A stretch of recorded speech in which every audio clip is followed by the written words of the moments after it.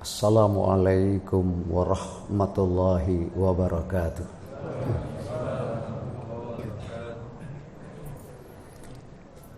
Innal hamdalillah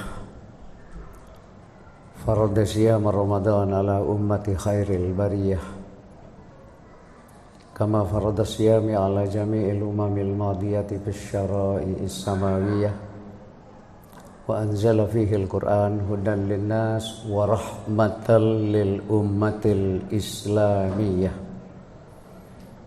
Ashhadu an la ilaha illallah ajzalal khaira lit-ta'iin wa ashhadu anna Muhammadar Rasulullah afdalus shaimin wa imamul mukhlisin. Allahumma salli wa sallim wa barik ala Muhammadin wa ala alihi wa sahbihi at-tahirin at-tayyibin.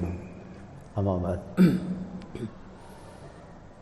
Hadirin jamaah tarawih yang berbahagia, bersyukur kita kepada Allah Subhanahu wa taala. Alhamdulillah, malam ini sudah masuk malam yang ke-23. Mudah-mudahan amaliyah ibadah puasa kita berikut ibadah lain yang telah kita kerjakan selama ini diterima oleh Allah Subhanahu wa taala.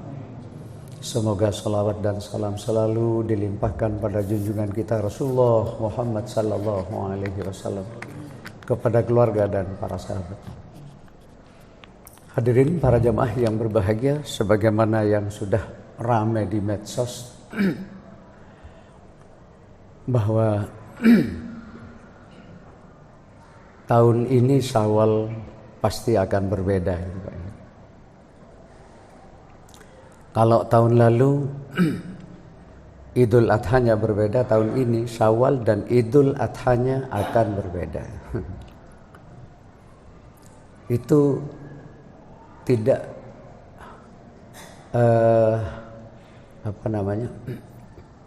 adalah hal yang lumrah kalau perbedaan ini kemudian muncul dan terjadi karena beragamnya metode yang digunakan di negara kita. Sebenarnya bukan hanya di negara kita. Dulu kalau saya boleh menyebut dua organisasi besar, itu Nahdlatul Ulama dan Muhammadiyah, itu selalu bersama-sama. Acuannya sama-sama ruqyat. Akan tetapi dalam perjalanannya kemudian kita dihadapkan kepada kendala. Ternyata ru'yatul hilal itu tidak semudah yang diperkirakan orang. Tak semudah ya yang diomongkan oleh orang. Pertama, kenapa? Karena negara kita ini adalah negara tropis. Posisi negara kita ini sangat berdekatan dengan ekuator, bahkan sebagiannya dilewati oleh ekuator. Kalau MAC ini ekuator, khatulistiwa, sebagian negara kita ada di utara sini, sebagian terbesar malah di selatan ekuator. Ya. Sementara namanya benda langit, matahari itu terutama beredar di sekitar ekuator ini. Kalau jenengan sekarang melihat posisi matahari, kita ada di utara, bergerak ke utara, terus ke utara karena posisi bumi kita ada di selatan sini. Nanti 21 Maret itu kemarin ada persis di ekuator, lalu bergerak ke utara.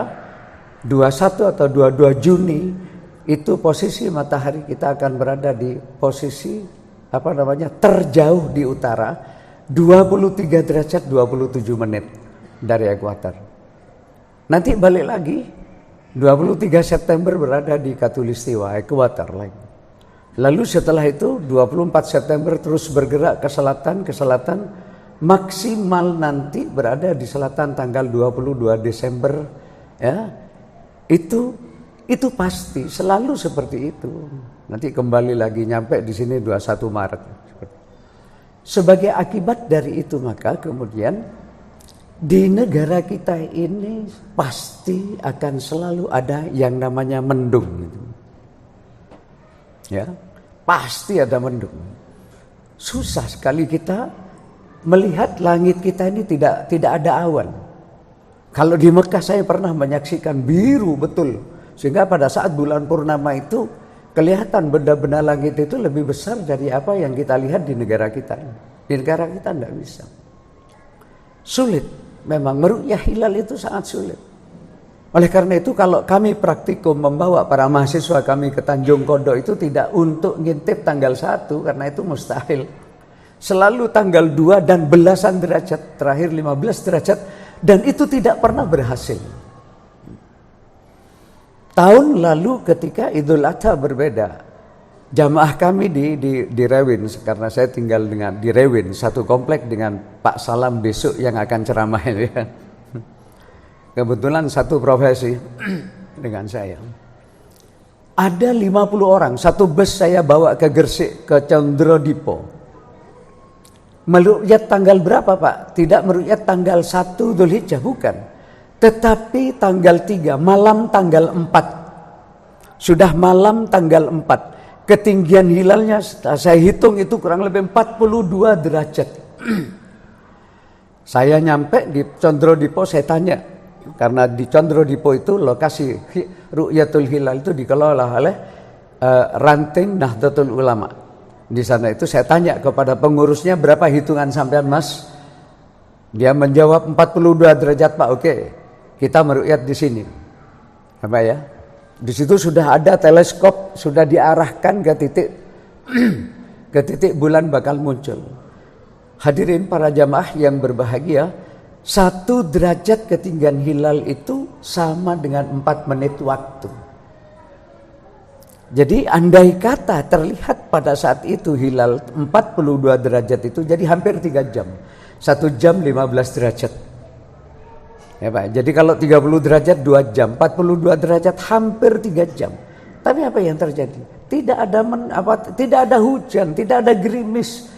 Memang selalu mendung, horizon kita ini selalu mendung. Ketutup. Jadi sampai berakhir ru'yat Isya kami pulang, itu bulan pun tidak terlihat sama sekali. Itu hilal tanggal 3 malam 4. Itulah yang terjadi. Oleh karena itu kemudian sebagian organisasi Muhammadiyah lah, kalau boleh saya sebut, di negara kita beralih menggunakan hisab kontemporer yang sudah modern dan akurasinya diakui oleh dunia internasional. Baik itu misalnya menggunakan almanak nautika yang biasa digunakan di Mabes TNI Angkatan Laut, ya, atau kita menggunakan Jinmius atau Newcom atau American Ephemeris atau Ephemeris hisab ru'yat. Nah, secara hitungan, secara hisab tidak ada bedanya NU dengan Muhammadiyah, sama karena sama-sama menggunakan hisab kontemporer, sudah sama-sama modern. Cuma bedanya kriteria, di kriteria. Kalau Nahdlatul Ulama masih bertahan menggunakan ru'yat dengan kriteria imkanur ru'yat. Imkanur ru'yat itu memperkirakan hilal yang mungkin untuk bisa dilihat dengan menggunakan batas dulu 2 derajat. 2 derajat ketinggiannya, misalnya sini ufuk Pak, ya, horizon air laut lah. Ini harus 2 derajat, mataharinya ini jarak sudut elongasinya itu 3 derajat. Lah ini bermasalah Pak. 3 tahun yang lalu di seminar di Surabaya saya dipertemukan dengan Profesor Dr. Insinyur Thomas Jamaluddin dari Badan Hisab Ru'yah Nasional. Itu saya tanyakan kepada beliau, bukan kan saya tanya secara jujur dalam perspektif ilmu astronomi, ketinggian 2 derajat dengan sudut elongasi 3 derajat itu bagaimana dalam perspektif astronomi? Beliau jujur mengaku itu memang sangat problematik. Problem, tidak terlihat Pak. Itulah. Beliau mengakui, sehingga kemudian di lapangan kenyataannya nanti terus banyak kebohongan. Mohon maaf. Saya dengan Pak Salam itu yang besok mau ceramah, sama-sama anggota Badan Hisab Ru'yah Jawa Timur. Jadi kami tahu laporan itu bagaimana, yang palsu Pak ya. Seperti pernah di Kenjeran itu uang tim ru'yat Badan Hisab Ru'yah Jawa Timur dengan membawa teleskop kurang lebih 1 meter ya Pak. Buatan ICMI dengan diameter lensa kira-kira segini, Hilalnya tidak sampai, memang tidak sampai 2 derajat, kurang lebih 1,5 derajat lah, di Kenjeran, Pantai Nambangan. Itu setelah ditentukan, ada masa kan Pak, orang meruqyat itu bukan datang terus uculan kosongan gitu ke pantai, enggak, wajib mutlak dia harus tahu hisab, karena dia harus tahu di mana matahari akan terbenam, di mana posisi bulan yang bakal dilihat, karena bisa saja dua-duanya ada di selatan, atau dua-duanya matahari dan hilal ada di utara, titik barat, kalau ini titik barat. Atau yang satu di selatan, yang satu di utara. Itu harus tahu kita ini. Lalu terus kemudian di lokasi, kita juga harus bisa menentukan titik barat sejatinya mana. Lalu dengan menggunakan rumus-rumus spherical trigonometry, ilmu kursi segitiga bola itu sinus cosinus, kita hitung di mana matahari bakal terbenam dan di mana bulan bakal muncul. Lah tim Badan Hisab Ruqyah Jawa Timur menggunakan teleskop ICMI, besar Pak teleskopnya itu segini kira-kira ya, dengan diameter segini. Itu tidak berhasil, tapi tiba-tiba setelah tim ini pergi ke salat maghrib di masjid terdekat, tahu-tahu di belakang ada orang yang berhasil mengaku meruqyat hilal, lalu takbir, dan laporan itu diterima oleh PWNU Jawa Timur. Sehingga kemudian NU Jawa Timur berhari raya bersama-sama Muhammadiyah pada saat itu. Tapi setelah dicek, hadirin para jamaah yang berbahagia, ternyata orang yang mengaku melihat itu di sampingnya ada nelayan lain. Dalam seminar Surabaya kira-kira 2 bulan setelah itu ada seminar, kebetulan saya diminta untuk menjadi narasumber, ngundang seorang nelayan yang penasaran, masa sih orang itu yang mengaku berhasil melihat itu jejer dengan dia, kok dia tidak melihat, yang pakai teropong, yang pakai teleskop tidak bisa melihat, kok dia ngaku berhasil melihat. Ternyata apa hadirin para jamaah, saya penasaran Pak, katanya 3 malam berturut-turut saya langsung berdiri di tempat teman saya yang ngaku melihat, saya lihat ke barat itu. Ternyata setelah matahari terbenam, ada sesuatu yang nyala di ufuk barat sana. Ternyata apa? Lampu merkuri di Tanjung Perak, Pak. Itu yang dikira hilal, Pak. Lah inilah Pak bahayanya. Ya Pak ya. Lalu yang lebih parah lagi, mohon maaf saya tidak menyebut nama. Tetapi di Bangkalan beberapa tahun kemudian terjadi lagi, sama hilalnya kurang 2 derajat. Ya, tiba-tiba di mana-mana tidak ada yang berhasil melihat, muncul laporan seorang kiai di Bangkalan mengatakan berhasil meruqyat hilal. Sampai berapa setelah hari raya itu, besok Pak Dr. Abdul Salam itu diutus PBNU untuk menemui sang kiai itu. Ya Pak ya. Diutus menemui di Bangkalan. Di mana Pak? Oh saya di pantai ini Pak. Ayo datang, karena rumahnya dekat pantai. Sampean berdiri mana? Oh saya berdiri di sini Pak. Di mana sampean melihat hilal? Oh saya melihat di sana Pak. Padahal hilalnya di sini loh Pak.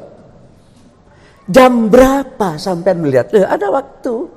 Kalau ketinggian 2 derajat, misalnya matahari saat ruqyat itu terbenam pukul 17.30, maka ruqyat dinyatakan selesai pada pukul 17:38. Tidak mungkin kalau ada orang ngaku melihat hilal pada pukul 17.40, pasti bohong. Karena mukus, berapa lama hilal bisa kita nikmati itu ada rumusnya. Bumi kita ini begini, ketika jari kelingking kita, posisi kita di sini, hilalnya di sini kita melihat. Tapi setelah itu, karena perputaran bumi pada porosnya itu lebih cepat daripada pergerakan bulan mengelilingi bumi. Inilah Pak. Jadi bohong ternyata. Setelah didetes sama Pak Salam, akhirnya ngaku. Sebenarnya saya tidak melihat Pak. Cuma karena saya dipesan kiai-kiai tertentu di Jawa Timur untuk mengaku berhasil melihat, saya katakan. Padahal disumpah Pak, Nun Sewu Pak. Nun Sewu. Disumpah Pak itu. PWNU Jawa Timur menerima laporan itu. Prof. Ali Mashan waktu itu yang menjadi ketua PWNU. Tapi Pak Salam satu-satunya pengurus DNU di Jawa Timur yang menolak. Pak Salam tidak mau menerima laporan. Akhirnya sekali lagi PNU Jawa Timur bersama-sama Muhammadiyah berhari raya. Nah hadirin para jamaah yang berbahagia, itulah Pak sulitnya meruqyah hilal. Enggak, bukan dibuat-buat, enggak. Itu loh. Lalu pihak Muhammadiyah berpikir, Allah itu yuridullah bikumul yusra wa la yuridu bikumul usra. Dan jujur, Al-Quran tidak bicara ru'yat. Al-Quran justru memotivasi kita untuk menggunakan hisab. Itulah lita'lamu adada sinin wal hisab ma khalaqallahu dzalika illa bil haqqi yufassilul ayati liqaumin ya'lamun. Itu yang digunakan. Semua ayat Al-Quran berbicara tentang hisab, tidak berbicara tentang ru'yat. Enggak. Begitulah. Lah atas dasar itulah maka kemudian Muhammadiyah berbeda. Lah sekarang kriterianya imkanur ru'yat bukan lagi 2 derajat. Kesepakatan Jakarta tahun 2017 konon Menteri Agama Brunei, Indonesia, Malaysia dan Singapura itu dinaikkan jadi 3 derajat, lalu sudut elongasinya 6,4. Meskipun dulu cenderung diabaikan elongasi, padahal elongasi itu penting, Pak. Semakin dekat, semakin sulit untuk bisa dilihat hilal itu. Semakin jauh ini semakin terang. Dinaikkan, tambah akan sering terjadi perbedaan di masa-masa yang akan datang. Karena 3 derajat. Besok ijtima itu hilalnya tidak sampai memang 2 derajat. Kalau hakiki 2 derajat 11 menit 0,3 detik. Tetapi menurut hilal ketinggian irtifa hilal mar'i ya dalam pandangan mata peru'yat tidak sampai 2 derajat. Ya, tidak sampai 2 derajat itu. Besok itu. Tetapi ada yang menarik. Muhammadiyah itu pasti karena Muhammadiyah sudah menggunakan wujudul hilal. Apa wujudul hilal? Ada 2 syarat. Pertama, ijtima itu harus terjadi sebelum matahari terbenam. Yang kedua, ketika matahari terbenam, bulannya belum terbenam. Ini Pak. Dalam seminar 3 tahun lalu dengan Profesor Thomas Jamaluddin itu saya minta kesaksian beliau. Bukankah setelah terjadi ijtima konjungsi itu adalah fenomena alam ketika bumi, matahari dan bulan berada pada satu bujur astronomis. Ketika terjadi ijtima, bukankah bulan itu pasti sudah bergerak ke arah timur? Beliau mengatakan iya, pasti itu bergerak ke timur. Sudah begitu lagi. Misalnya ini bujur astronomisnya, ini matahari, ini bulan. Nah, begitu selesai ini ijtima, pasti begini. Beliau mengakui, artinya itu sudah masuk tanggal 1. Sekaligus beliau juga mengakui, iya itu sudah masuk tanggal 1. Inilah wujudul hilal. Tapi ini persoalan agama, kami serahkan pada kiai. Gitu loh Pak Prof. Thomas itu. Ini. Jadi pasti sudah begini. Nah menarik Pak besok itu kenapa? Karena tanggal 20 April, kurang berapa hari Mas? Saya kira 12, tinggal seminggu lagi. Tanggal 20 April besok ijtima'nya pukul 11:15, anggaplah 11:15 lah sebelum zuhur. Tapi juga hari itu akan terjadi gerhana matahari. Gerhana matahari yang paling menikmati nanti karena gerhana matahari total sekaligus cincin wilayah Papua. Di Jawa ini hanya nanti sebagian, parsial gerhananya. Padahal gerhana matahari itu hanya akan terjadi di akhir bulan Komariah. Ya Pak ya. Kalau gerhana bulan itu pasti terjadi ketika malam purnama. Jadi istiqbal, matahari dengan bulan depan sehingga purnama. Ya Pak ya, Al-Badar ini. Tetapi kalau gerhana matahari itu selalu terjadi di akhir bulan Komariah. Artinya tanggal 20 April besok itu sama dengan tanggal 29. Tuh. Besoknya sudah pasti tanggal 1 bulan Komariah Pak. Lah inilah Pak yang menarik. Insya Allah besok tanggal 19 saya di TVRI kajian menjelang berbuka itu. Saya diundang TVRI untuk menjelaskan persoalan-persoalan begini. Ya apa caranya nih? Ngeles gitu lah Pak. Bahwa tanggal 20 April besok itu pasti tanggal 29 Ramadan. Dan besoknya dipastikan itu tanggal 1 karena sudah terjadi gerhana matahari itu. Inilah Pak. Hadirin para jamaah yang berbahagia, saya jelaskan ini bukan apa-apa. Supaya jenengan nanti punya wawasan. Andai kata terjadi perbedaan, sudah tidak heran lagi. Sampean sudah tahu sedikit ilmunya lah. Kalau sampean ingin tahu lebih banyak ilmu ini, ikut kuliah saya 4 semester gitu loh Pak. Nah, saya catat ini sampai tahun 2031. Tahun ini Syawal berbeda dengan Dzulhijjah berbeda. Ada 21, ada 22 April besok. Dzulhijjahnya ada yang 19 Juni, ada yang tanggal 20 Juni. Tahun 2024 Ramadannya yang beda. Ada 11 Maret, ada 12 Maret. Tanggal 25 gitu. Ramadan dan Dzulhijjahnya beda. Ada yang tanggal 1 Maret, Ramadannya ada yang 2 Maret. Lalu Dzulhijjahnya ada yang 28 Mei, ada yang 29 Mei. Tahun 2026 Syawalnya beda. Ada yang tanggal 20 Maret, ada yang 21 Maret. 27, 28 sama semuanya. Tahun 2029 beda lagi Dzulhijjahnya. Ada yang 15 April, ada yang 16 April. Lalu tahun 2030 Dzulhijjahnya beda lagi. Ada yang 4 April, ada yang 5 April. Tahun 2031, mudah-mudahan kita masih hidup loh Pak, bisa menyaksikan nanti. Syawalnya beda, ada yang 24 Januari, ada yang 25 Januari. Selebihnya saya belum menghitung, hanya sampai tahun ini. Ya. Jadi sekali lagi, tanpa bermaksud apa-apa, kami hanya ingin menjelaskan supaya sampean tidak saling menyalahkan. Oke Pak, ya?